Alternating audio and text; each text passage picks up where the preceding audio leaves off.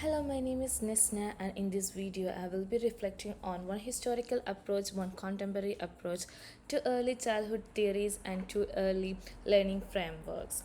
My focus is on exploring how these elements will assist me in understanding children in my role as an early childhood teacher. Therefore, I will address the question: how will these approaches, theories, and frameworks assist me in understanding children in my work as an early childhood teacher? According to Australian Government Department of Education and Australian Children's Education and Care Quality Authority, the early learning frameworks help educators understand that children are active learners influenced by the relationship they have, cultures, and the environment they live in. Historical approach Rossio. My historical approach is Jean-Jacques Rousseau. Jean-Jacques Rousseau is a key historical figure in early childhood education. He argued that children are natural, learning best when they explore and experience different emotions instead of being under strict instruction. He argued that children are not mini adults, they have their own ways of thinking and must learn by experiencing and exploring at their own pace instead of being forced into meeting adult expectation. This ideology could help me understand my children behave differently. For example, a child struggling to sit still or maintain a particular composure may be signalizing that the learning should not be translated as simply bad behavior. He approached makes me ask whether the learning environment is suitable for kids to learn naturally through play and discovery. However, there is a fundamental limitation to take note of. He sounds as though development occurs naturally even if we step back and allow kids to be on the own. This is hardly true. In a classroom, kids have diverse needs and therefore some of them needs intention support for adults in order to develop holistically. This is even more important for kids with traumatic experience, disability, and language barriers. This is why I consider his ideology as just a starting point. Contemporary approach, Reggio Emilia. My contemporary approach is a Reggio Emilia approach. He presumes that children are very resourceful, capable of, and full of great potential. This view also places an emphasis on collaboration, pedagogical documentation, and relationship. According to Rinaldi 2021, this means that educators get to observe, record, and reflect on children's learning so that they can always plan ahead. This approach helped me understand the ever changing mindset of kids. He emphasizes that learning course occurs through interaction with educators, peers, and resources. These are different research paper. There are different research papers have that supports this. For example, according to Bonolia 2025 emerging curriculum now pushes educators towards designing learning curriculum based on a children's interest and ongoing observation.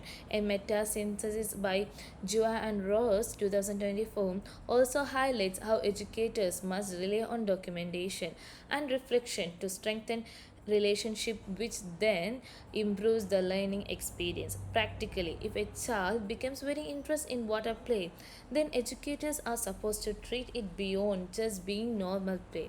This is what I foresee doing.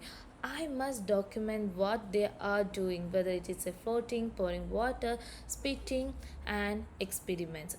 Edwards 2017 described this is an intentional teaching through play.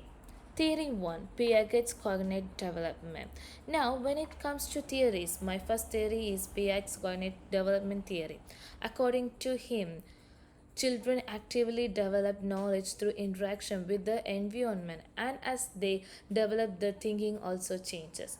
Piaget helps me understand which children struggle with some tasks. They may not yet be cognitively ready for abstract thinking. It also teaches me that instead of, for example, studying worksheet to teach numbers, I can use blocks and sorting games which work just as best or even better than worksheets. And the second theory is Vygotsky's socioculture theory. For second theoretical framework, I choose this one. My focus is on the zones of proximal development, which describe what children can do on their own and what they will need guidance to achieve. This theory helped me understand that learning is shaped through language, culture, relationship, and guidance from educators. Learning does not just happen within the mind of the child alone. This helps I should support children but not take control over their learning. For example, if a child is learning how to write their name, I can model the first letter, give them a name card, and encourage them to go on. This is better than doing it for them. Framework 1. Early Years Learning Framework. Now let's look at two frameworks beginning with EYLF V20.0. According to the Australian Government Department of Education 2022, this is a national learning framework in Australia guiding curriculum decision making. It provides principles, practice, and outcomes that support holistic development. This framework helped me understand children through outcomes like identity, well being, communication, and confidence. In learning, instead of simply focusing on just academic goals, I also look at emotional, social, cultural, and cognitive development of the child.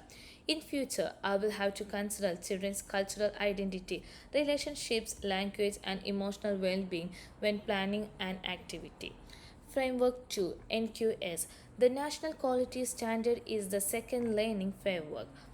According to Australian Children's Education and Care Quality Authority 2025, it sets a national benchmark of quality early childhood education by providing five quality areas. This framework helps me ensure that there is utmost accountability in practice. For example, Quality Area 1 requires programs to be child focused. This means that understanding children is a part of my work as an early childhood teacher. It is my professional responsibility. The framework also highlights safety and well-being as key guides to achieving equality education in early childhood scenario. This reminds me that a quality learning environment is not just about learning outcomes but also about safeguarding the welfare of kids. To conclude, Razio will help me ensure that I look at development from a child focused perspective. Reggio Emilia emphasizes that I must consider children as capable of making meaning from whatever they are experience and the environment. Piaget confirms to me that I will have to rely on developmentally appropriate learning techniques. Vygotsky insists on the benefits of scaffolding learning through relationship. Lastly, the EYLF and NQS will be my daily guide as an early childhood teacher. Thank you for listening.